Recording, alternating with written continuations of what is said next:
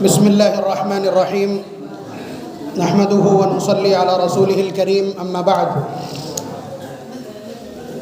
اعوذ باللہ من الشیطان الرجیم بسم اللہ الرحمن الرحیم ورفعنا لك ذکرک وقال النبی صلی اللہ علیہ وسلم ید الرحمن فوق رأس المؤذن او کما قال صلی اللہ علیہ وسلم۔ اللہ تبارک و تعالی جزائے خیر دے ہمارے ان بزرگوں کو کہ جو 60 سال کی عمر ہونے کے بعد بھی اور آرام کے بجائے نئی نسل کو اعلاء کلمت اللہ کا سبق سکھلانے کی کوشش میں ہیں۔ اللہ تعالیٰ ان کی ان کوششوں کو برابر فرمائے اور نئی نسل کو اذان اور اذان کے کلمات کو سمجھنے، انہیں یاد کرنے کی اور اس پر عمل درآمد کرنے کی توفیق مرحمت فرمائے۔ ملے جلے تاثرات ہیں۔ بچوں نے کوشش کی اور وہ اپنی کوشش میں کامیاب ہیں، لیکن ابھی بھی یہ اذان کے تعلق سے جس بچے نے سب سے اچھی اذان دی ہوگی اس کی اذان بھی 50% سے زیادہ ٹھیک نہیں ہے۔ بات آپ سمجھ رہے ہیں؟ آپ نے تو بہت سارے بچوں کے سلسلے میں سمجھا ہوگا کہ یہ بہت اچھی اذان دی ہے اس نے، کسی کی آواز بہت اچھی، کسی کا لہجہ بہت اچھا، کسی کی تان بہت اچھی، کسی کا سر بہت اچھا، لیکن تلفظ صرف پروناؤنسیشن نہیں ہے۔ اذان ایک بڑا مسئلہ ہے، میں اس کو اس لیے عرض کیے دے رہا ہوں تاکہ آپ حضرات بھی ذہن میں رکھیں۔ ہم میں سے کوئی نہیں ہے جو اذان کی سینسٹیوٹی اور اس کی حساسیت کو سمجھتا ہو۔ وجہ بالکل صاف ہے کہ ہم نے اذان کو ایک 3rd کلاس نہیں 4th کلاس جاب مانا۔ میں قسم کھا کے کہہ سکتا ہوں کہ فتح گڑھ کی اتنی مسجدوں میں جتنے بھی مؤذن ہیں کسی ایک کی بھی اذان 50% بھی ٹھیک نہیں۔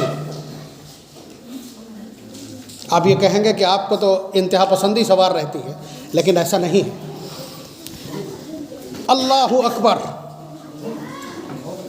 اللہ اکبر، اگر اس کا جو پہلا حمزہ ہے وہ کھنچ جاتا ہے، کلمہ کفر ہے۔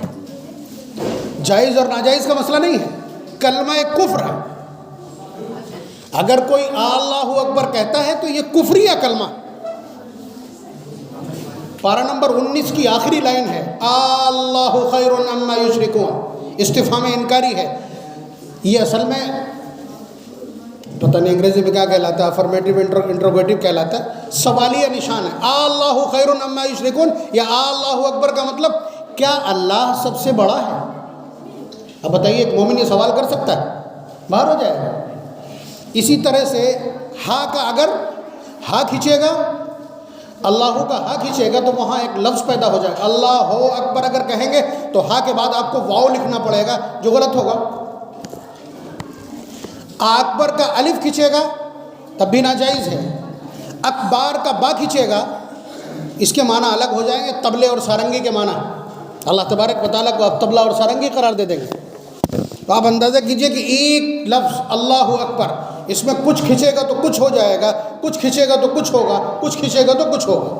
اور یہ آپ روزانہ دیکھتے ہیں، اللہ اکبر کہنے والے بہت ملیں گے، اللہ اکبر کہنے والے بہت ملیں گے۔ جس نے ذرا سے اپنی ناک کا استعمال کیا وہ با کو ادا نہیں کر سکتا۔ اسی طرح اشہد اللہ الہ الا اللہ کہنے والے بھی آپ کو بہت ملیں گے، اشہد اللہ الہ الا اللہ کہنے والے بھی بہت ملیں گے، ہا حذف ہو جائے گا۔ بات سمجھ رہے ہیں آپ؟ اشہدو کا دال کھینچنے والے بھی بہت مل جائیں گے آپ کو۔ اللہ الہ کا لام پر کرنے والے اللہ الہ، بہت سارے بچے جن کی آواز تھی بہت اچھی لیکن ان کا پروناؤنسیشن تھا اشہد اللہ الہ، اللہ کے سوا کوئی لام پر نہیں ہو سکتا۔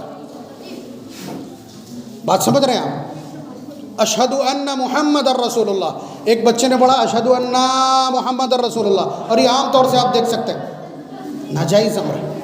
پوری طرح سے معنی تبدیل ہو جائیں گے، الف لگتے ہی وہ جمع متکلم کا صیغہ ہو جائے گا۔ محمد الرسول اللہ ادا کرنے والے 1% بھی آپ کو نہیں ملیں گے، محمد کہیں گے سب، ایم کے بعد او آ جائے گا، پھر لکھنے میں آپ کو میم کے بعد واو لکھنا پڑے گا، پورا نام بدل جائے گا۔ تو کہنے کا حاصل یہ ہے کہ یہ اب مصیبت یہ ہے، اب آگے جو کچھ کہنے جا رہا ہوں تھوڑا سا درد بھی ہو سکتا ہے۔ مؤذن وہ چاہیے جو 3rd کلاس، بوڑھا باڑھا بہت کم قیمت کا، صرف اتنا ہی سا دھیان ہے۔ اسی وجہ سے کم قیمت کا مؤذن رکھنے کا امت کا جو مزاج بنا ہے، اس کی وجہ سے نقصان کیا ہوا ہے معلوم ہے؟ اس کا یہ نقصان ہے جو بھی آپ دیکھ رہے تھے۔ بچہ اپنے محلے کی اذان نقل کرے گا، آپ اسے لاکھ سکھا دیجئے، بچہ اپنے محلے کی اذان سن کر کے لب و لہجہ سیٹ کرتا ہے، اسی سے اس کا پروناؤنسیشن سیٹ ہوتا ہے۔ آپ دیکھ لیجئے، جس مسجد میں جو مؤذن اذان دے رہا ہو، کسی بچے کو آپ اذان یاد کرائیے اور اس سے کہیے دیجئے، لہجہ وہی ہوگا، یاد آپ نے کرایا ہوگا پھر بھی۔ تو تھرڈ کلاس جو کمزور قسم کے لوگ، کمزور تلفظ کے لوگ جو آپ نے رکھے ہوئے ہیں، اس کی وجہ سے ایک تو نقصان یہ ہے کہ اذان جو ہمارا ٹائٹل ہے، آپ بتلائیے، یہ مسلم آبادی کا سائن بورڈ ہوا کرتا ہے نبی اکرم صلی اللہ علیہ وسلم کے دور سے۔ آپ جب بھی کسی کہیں لشکر کشی فرماتے تھے تو آپ کہتے تھے واچ اینڈ ویٹ، انتظار کرو، اگر فجر کی اذان کی آواز اس بستی سے آتی ہے تو حملہ مت کرنا۔